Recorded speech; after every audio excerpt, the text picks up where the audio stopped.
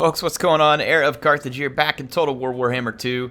Again, I was pretty busy this weekend. You're going to see a deluge of videos today, assuming that Cox allows me to upload anything over the course of a day. My internet connection's been struggling. I had family in town for the last few days, so that's why I'm behind on recordings, but we are getting caught up. We don't quit here. We just keep on rolling, and hopefully y'all are going to enjoy the content. We're going to continue the series between Odium Xiphos and Legatus Leonitus. So let's jump into Game 2. If you haven't seen Game 1 between these two, go watch it. It hit the channel, should be on the same day that this one does. And this one's going to be a Dark Elves versus Tomb Kings. You can see the armies here. Again, I'm just going to briefly cover the capabilities of the armies before we get started here, and then just let the battle play out without going through a detailed call out of every single unit. We do have Malekith on the battlefield. Pull that info panel back up so y'all can see that he has his Gaze of Malice, which is going to be good against little blobs of infantry or archers and stuff. And then we've got Soul Stealer, which is going to steal hit points from an enemy. A very nice touch on Malekith, and of course he's on Seraphon, which gives him some nice armor-piercing damage. The overall theme of the Dark Elf army is range, mobility, and the ability to shut down SEMs, or single-entity monsters. So the Witch Elves, combined with Cold One Knights and Malekith, and Reaper Bolt Throwers, Dark Riders, gives you this range and armor punishing mechanic, while just cheap infantry is meant to hold up skeletons. Now, on the side of the Tomb Kings, there's going to be quite a bit of skirmish. There's some skeletal horse archers here. They're going to be obviously meant to try and counter Reaper Bolt Thrower Riders. Reaper Bolt Thrower Riders. Repeater Crossbow Riders. My bad, they don't ride around with a Bolt Thrower. That'd be pretty cool. We do have Cetra on his cat. So he's got the War Cat of Khemri here. He does have Nehru's Protection, which is going to give huge resistance. He's also got the Blessed Blade of Tra here, then Wrath of Tra. So you can see all this stuff. The Nehru's Incantation of Cursed Blades, Unyielding Will. And then he's got this Relentless thing here that heals him while casting. So it's going to heal everything while casting. Anyway, he's got two Shabti with Great Bow. And then there is a Scorpion and some Chariots, so definitely some anti-infantry capability here for the Tomb Kings because they know their infantry won't win. But really, they've got the Shabti with Great Bow meant to focus down SEMs or other key targets from range, and then the Scorpion to help give a problem for infantry to overcome and just give them another target. Carrion, obviously, for a little mobility, and then there's Nehekara Horsemen on the flanks for additional mobility. So let's see how this plays out. Again, trying to be fairly short with my intro on these. We're going to see the Reaper Bolt Throwers kind of initially actually firing at infantry here with the projectiles, the multiple projectiles, more meant for anti-infantry work, so it's an interesting call. The Skeletal Horse Archers are going to begin some skirmishing over here with the lines of the Dark Elves. The Repeater Crossbows just need to stay far enough away and let the infantry kind of hold for them, or in this case, just let Malekith drop a breath attack that was dodged a little bit late here by the Horse Archers, and they paid a massive price. Malekith killing 18 of them early. The Horse Archers did get some hit point damage done to the Repeater Crossbows, but they just aren't killing a ton of unit models, and then Malekith is really making them pay a hefty price for this skirmish early, a very hefty price. You can see the Carrion now moving up, but then kind of pulling off of a more direct line of assault. I don't think they want to dive in too early and be wasted. The Reaper Bolt Throwers are actually going to be a pretty big threat to the Shabti. The Shabti are going to have to watch and kind of just try and stand out of range as much as possible. I'm trying to see the range on these Bolt Throwers. It actually ends right here. You can kind of just barely see it. So the Shabti are out of range of the Bolt Thrower, and that is one of their better options to not take massive damage from it. But at the same time, I mean, you can't just sit back forever if you're outrange. You're going to have to figure out something, and so that's why you're going to see the Tomb Kings pushing, probing, looking for opportunities. They would obviously love to kill these Dark Riders with Repeater Crossbow, and that's where their Horse Archers are focusing. These armor-piercing projectiles off of the Dark Riders are a real nuisance, not just for the Tomb Kings, and not just for single entities. They are very damaging if left alive until late in the game. They're an extremely threatening unit. See the Reaper Bolt Throwers now taking some of the shots off of the Skeleton Horse Archers, and they've now focused their fire on them in order to try and get them off the battlefield. They are pretty close. So you can see a Spearman probably going to be used to push them back, and you can see the Skeleton Chariots now threatening a little. Let's check the max range of those Bolt Throwers again. The Shabti are still hanging just on the edge of max range, as is Cetra. Cetra and some of these units might be able to juke some of the bolts. from the bolt throwers, but it's going to require micro to do so. Let's just see what happens here. Yeah, the bolt throwers still unleashing on the skeletal horse archers. Skeleton horse archers. Skeletal, I don't know. Sometimes I'll call them skeletal. Try not to hate me.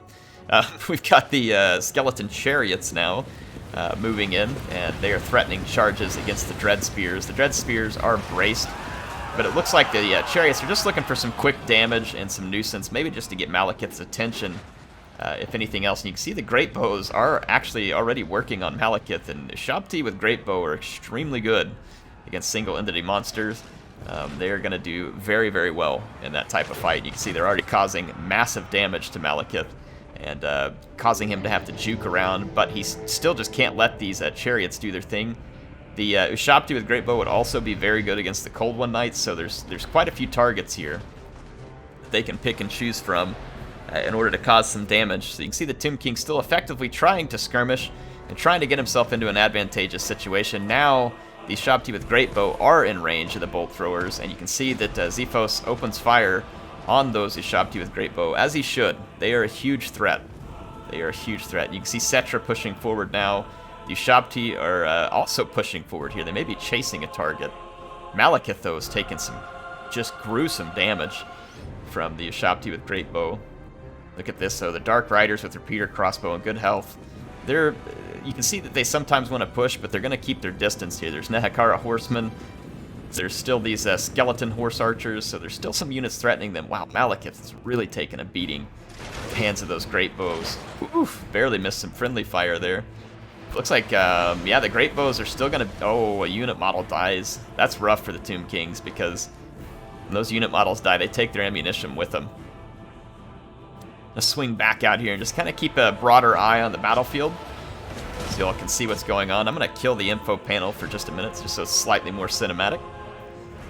Let you all kind of see what's happening here in the fight. A lot of cat and mouse early on here, but it does look like the Tomb Kings are pushing up. I don't think they feel like they can sit back and get the better of the situation, so they are going to push up and see what they can do. Their infantry assault is not going to go well. Dread Spears will hold off the skeletons.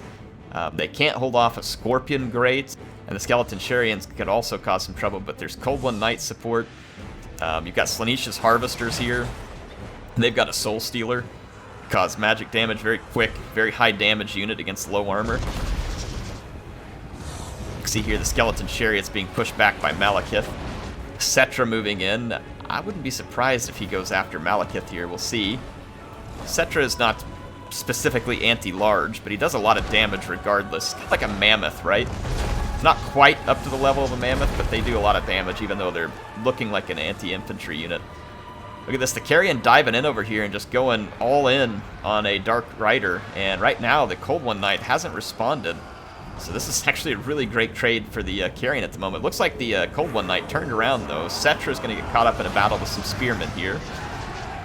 And then it looks like the Cold One Knight's trying to get the Skeleton Chariots, but nice bait and switch here with the spearmen coming in.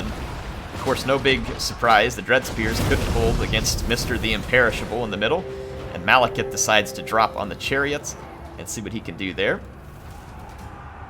Nehru's Incantation. Ah, that's why he wasn't fighting Cetra. So Cetra dropped Nehru's Incantation, and Malekith just ignored him for his trouble. It's actually a really smart move. These Skeleton Spears supporting near this cavalry fight is going to be a pain in the butt for the Dark Elves, because they'll take a few losses while they're trying to finish off the Nehekara Horsemen and get out of that fight. You can see, though, that the Dark Riders are still very much alive. Very much alive, but I mean, the Tomb Kings are actually doing okay in this fight. They've pushed back some infantry. The Witch Elves have had to engage the Skeleton Infantry and can't really help against Cetra. There's still some spearmen over here. Nehekara Horsemen, though, looking to try and pin Malekith down and finish him, potentially, here. I think that's what they're doing, at least. The Cold One Rider, or so yeah, the Cold One Knight here got routed. Malekith is trying desperately to get away. He's going to go back through these Witch Elves. That's a good call. Nothing over, yeah, you can see the Nehekara Horsemen are like, yeah, never mind. I don't blame them. You don't want to get stuck in the Witch Elves. Over here, though, engagement's looking decent for the Dark Elves. Let's see what happens. Oh, look at this. Dark Rider gets caught by Nehekara Horsemen and a Spearman. So a miss micro there on the part of Xiphos, but it looks like he's lining up a breath attack. It doesn't land, though, because of the way the unit was spread out, so that could have been devastating, but it didn't land where it needed to. Here comes the summoned Ushabti. Interesting place for the summon. I wonder why it was put here. Maybe to go after the Reaper? No, looks like it's going to go in and just try and attack these infantry. The Reaper bolt throwers are out of ammunition regardless, so nothing to worry about there. The Shabti with Great Bow, this one's been shot up by the Cold One Rider, or sorry, the Repeater crossbows, and the other one is still firing away with its ammunition. It looks like probably targeting Malekith, because Malekith is continuing to take damage here. Cetra took a lot of damage in this fight, but he's still there. He's a tough cookie. Ooh, Cold One Knights are on the loose. Rip Ushabti with Great Bow. But this one did manage to use pretty much all of its ammo.